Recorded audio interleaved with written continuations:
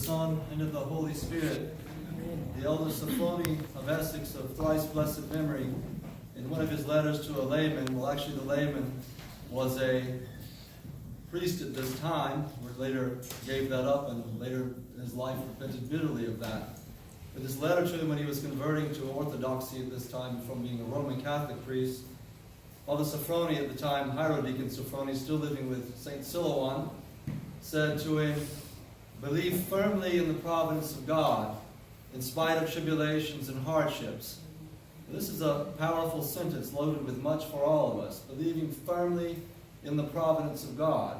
To realize that no matter what is going on, no matter what trials we have, no matter what joys, all of it is in God's hands. Every bit, everything, every moment of our lives is in God's hands. And He doesn't allow us to have anything in our lives which can't work to our salvation. So we must not complain bitterly. We must not moan and groan about the difficulties we're having, because God knows it too. And God has given us these things to help us to try to work out our salvation and to bring us closer to Him.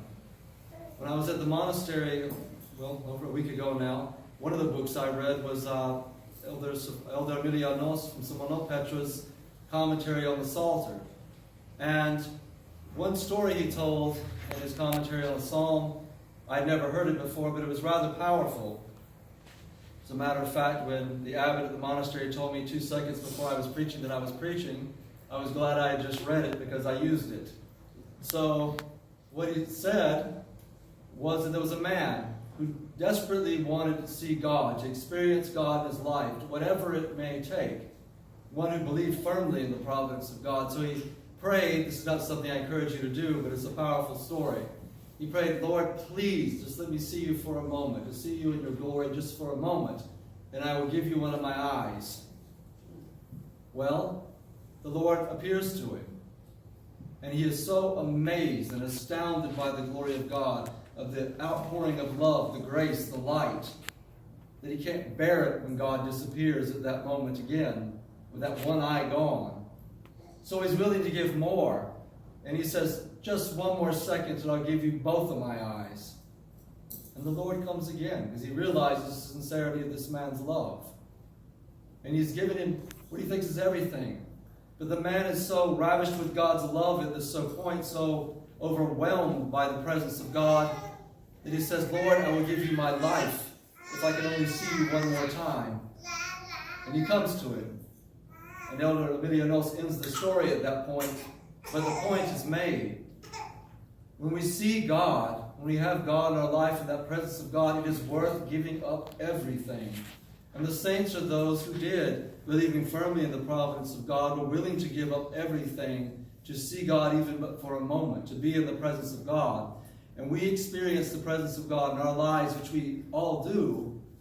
We too also have to respond in some way by giving something up of our life to Him.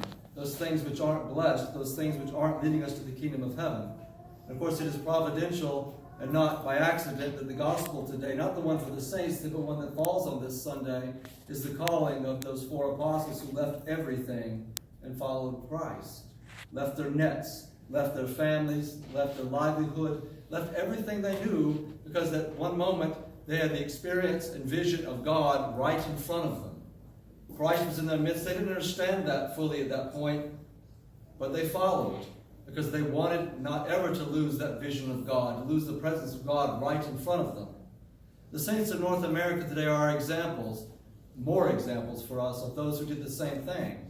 We have St. Herman, who many of us know the story, but he stays on this island many years. He left everything that he knew. He left his beloved Valum and quite frequently cried out how much he missed Valum looking from the shores. But he went there but for the sake of those people who he knew needed the gospel. He took care of them, he defended them against persecution, but he stayed out there and primarily prayed for our salvation and for those people's salvation. And remember when he's on the boat, he finally tells these men, when they say that, well, it's obvious that God is the greatest object of love, he says, well, all these decades I have tried to serve him, and I cannot say that I truly love him.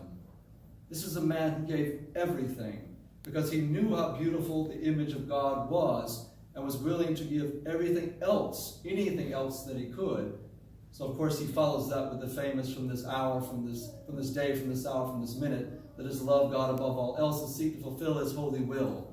That should be a motto for us all.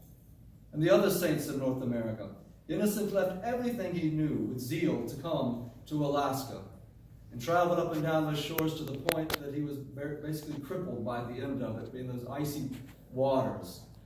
But he also basically lost his sight by the end of his life, and he ends up being Metropolitan of Moscow with all the translation, giving them a language, giving them the gospel, giving them medicine, teaching them how to make furniture of everything. He filled the gospel for them, lived the gospel for them. But he gave up everything. Remember when he travels back to see the Holy Synod from Alaska, his wife dies when he's on the way. And they tell him he's going to be the bishop. But what does he do? He comes and follows. He follows the providence of God. St. Juvenali and his companion, they had everything given to God because they died proclaiming the truth and proclaiming a moral life to basically people who did not want that, to pagans who beat them brutally and killed them. Peter the Aleut refused to give up his faith when the Jesuits told him that he had to cross himself in the Catholic fashion. He refused to do so. They cut off finger by finger until he was dead. But he knew it was worth it for the vision of God, for the sake of the kingdom of heaven, and he did not give up on that presence of Christ. St. Tikhon of Moscow leaves everything he knows, his beloved diocese in Russia, which he loved, and came to this country and gave everything to this country. And he was sad when he left the people of this country, but he knew it was the call to go back, and ends up ultimately being elected the Patriarch of Moscow, the first one in a couple of hundred years, and the one who providentially is the first patriarch during the time of communism. And he suffers and dies for it while standing firmly for the faith and protecting his people in the midst of it all. He could have done as so many others and renounced Christ, but he knew the vision of God, that love of God was worth giving up everything for that presence. Raphael of Brooklyn travels all across this country looking for communities of Arabs so they can have their Orthodox faith. And he's persecuted by many people for doing so. People didn't like what he was doing. People that accused him of being too Russian. Well, the Russian church was the church here. That's why he was with the Russian church. But he suffered for it. Mardarie of Libertyville, one of our newer saints, the Serb, constantly underwent slander, constantly from the people because they were so politically based and not Christ-based, ended up getting tuberculosis, and he continued to serve with that, when ultimately killed him at an age younger than I. But he gave everything for Christ. We'd be frequently heard behind the door of his cell weeping for the people in prayer. We all know the story, at least I hope we do, of Nikolai Velimirovich, who, of course, basically was booted out of Serbia at one point because of his zeal for the faith, and ended up dying here at St. Tikhon's. But this is a man, of course, we know, amongst the many things he did, one of the most educated bishops we perhaps ever had. Ended up in Dachau for a while, and he continued to see the light of God in his cell as he was being persecuted. And when the Nazis tell him, "Do you still believe in your God, Bishop?"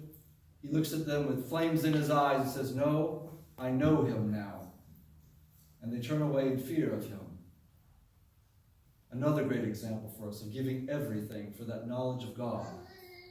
And hopefully, I'm sure all of us know the Saint John Maximovich, not the one that's commemorated today of Tobolsk, who is his ancient relative, but John of San Francisco, who basically, those bare feet of his that we always talk about were that way, not because he was some strange, eccentric ascetic, but because his feet actually hurt. Because he walked mile after mile after mile and stood hour after hour after hour in service of the people. And they needed him. And he gave it because he loved God so much. We have so many saints, and ones we don't know now. We have Alexis of Wilkes-Barre, who converts thousands from the Unia back to Orthodoxy, and of course is beaten for it. But he embraces. Jacob of Alaska, who too traveled all through the wilderness of Alaska to proclaim the gospel and baptize untold numbers of people. And Sebastian of Jackson and San Francisco, who we now celebrate, that first American soil-born saint. Yes, not Alaska, but Alaska was still Russia at the time. And he was born in California. He was the first tonsured monk was an American-born monk. He was the first American-born priest, I think, very early. And he travels once again to every kind of community in this country, not just Serbian, but English-speaking, anybody he could talk to about the gospel of Christ. And when he dies back in Serbia, his relics are back here now, Nikolai Velimirovich, who did his funeral, said in his words, "Behold, a viceless man." Now, what if one could say that about us at our repose? It's an incredible statement. Why do I tell you all these stories, which all of them could be mini sermons in themselves? These are our examples. These are the people that Christ came into their life at some point and said, Tikhon, Juvenali, Herman, whichever one, come follow me. And they did. And they did. Because they believed firmly in the providence of God. They knew that hardships and tribulations would follow. Christ told us that in the world we would have tribulation. But be of good cheer. He has overcome the world. And they knew that and were willing to embrace that for the sake of the kingdom of heaven. They were willing to give, proverbially, both the eyes and the life for the sake of the kingdom of heaven. May we follow their example and realize that that love of Christ, which surpasses all others, which nothing can compare to, is worth giving up everything to be in his radiant presence, because he embraces us with the utmost love. Amen. Amen.